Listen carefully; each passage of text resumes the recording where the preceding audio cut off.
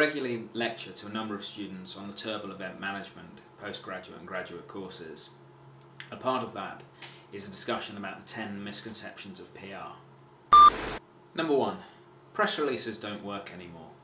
This simply isn't true. Press releases are still a fantastic way to get key information over to the press. They allow you to build your story, formulate something that's really powerful and really interesting for the journalists, and put it all together in a way that's simple for them to read and gets your message over very swiftly and very effectively to the right media. You need to use them properly if you're going to write a press release, so you need to make sure it's relevant to the press and all the information is in there that's going to allow them to create an interesting and usable story, but press releases do still have a place in PR. Number 2. Legitimate media snub public relations. Public relations professionals are incredibly valuable to the media. They have a definite role to play in the whole communications mix because they act as a go-between. They're able to identify and source ideal stories and source opportunities that the press might not themselves have otherwise found out about.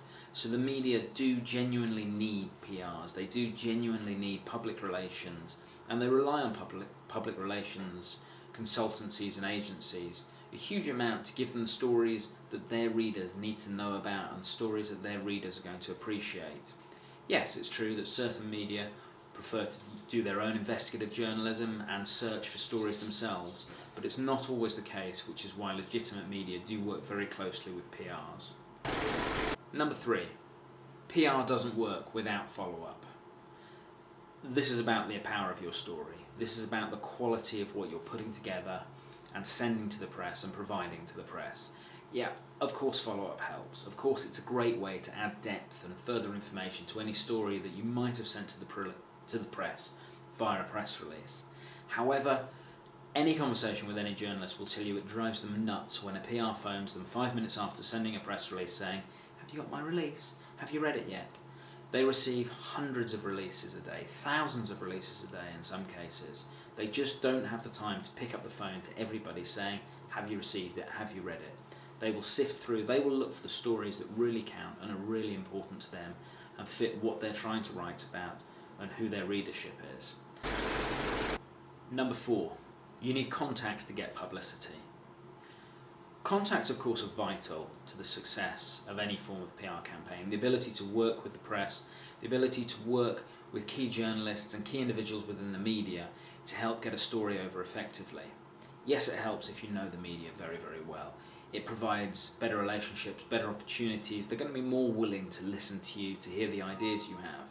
However, contacts aren't everything. If you have a good enough story, if you have a good enough pitch and you send it over to the journalists and you pitch it in effectively, it doesn't matter whether they know you or not. If your story is powerful enough and interesting enough, they're going to sit up and take notice. The real challenge is putting your story in a way that's effective and interesting to them, so when they see your story in amongst the hundreds, thousands of others they've received that day, they respond to it, they read it, and they start thinking about how they can use it. Number 5. Editors want to be wined and dined. Difficult one. There are some editors. Everybody loves a good meal. Everybody enjoys time over a drink, over a cup of tea, a beer, whatever takes your fancy, getting to know people. And if that turns into a long lunch, in many cases all the better. However, that is not necessary. It is not something that has to be done. It's not a way to guarantee good press coverage and guarantee that your story will make it into the media. The press have a huge requirement for stories. They've got online stories they've got to get out there, they've got press stories they've got to get out there in print, they've got stories they've got to get out through the broadcast media. They have incredibly busy days, so taking 4 hours out for lunch isn't always going to be appropriate. Wining and dining the press can be a benefit, it can be a great way to build a relationship, but as we previously said, if you've got a powerful enough story, you can move beyond that need and get the story over to them in such a way that they're going to go, yes, this is something I want to write about and use. Number 6, snail mail is dead. With the advent of email, Twitter, Facebook, all these different digital communication tools, it's certainly true that licking a stamp and sending an envelope has become something that most people don't bother about anymore. Journalists, the press, the media, they need stories as soon as possible. So using digital forms of communication are vitally important to any campaign. However, they are not always the only way to communicate. Snail mail, the post, the Royal Mail, it does still have its place. It is still very usable, particularly in an instant where you might have products, where you might have something particularly special or unusual that you want to get under a journalist's nose, something that you want them to physically see, touch and experience for themselves. That's just not possible via email, but it very often can be possible by using the post. Number 7, you can't buy PR. I have to admit this is a grey area that I'm personally a little uncomfortable with, because as a PR professional I firmly believe that you should always be able to provide a journalist with a fantastic story, and they will write that story whether or not there is any form of commercial agreement. However, in the real world everyone has to make monies, and there are publications out there who will always ask, if possible, have a conversation about how you might wish to support your editorial with advertising. It's up to you ultimately whether you choose to go down that route. Some publications are more forceful than others in taking this journey and taking that way of providing themselves with financial support. It ultimately comes down to the fact that you can buy press coverage. Sometimes it'll have advertorial written on the top of it, sometimes you'll have an advert separately in that form of media to where your actual editorial is. However, when it comes down to it, you can buy the space if you really need to in some publications, in some media outlets. Number 8. Every fact reported in the media is checked and verified. I really don't need to say any more than that, do I? Because we've all seen instances in the global press, in the global media, where there have been major mistakes, where journalists have unfortunately made a slight inaccuracy that's blown up into a much bigger story. They've got a huge amount of work to do, they've got a huge amount of work on their plate. Journalists unfortunately make the odd mistakes, but to err is human. Number 9.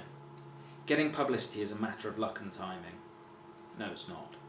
Getting publicity is a matter of having a fantastic story and presenting it in an effective way to the media. Presenting it in a way to the media that gets them excited and interested and allows them to recognise why that story is great for their readership.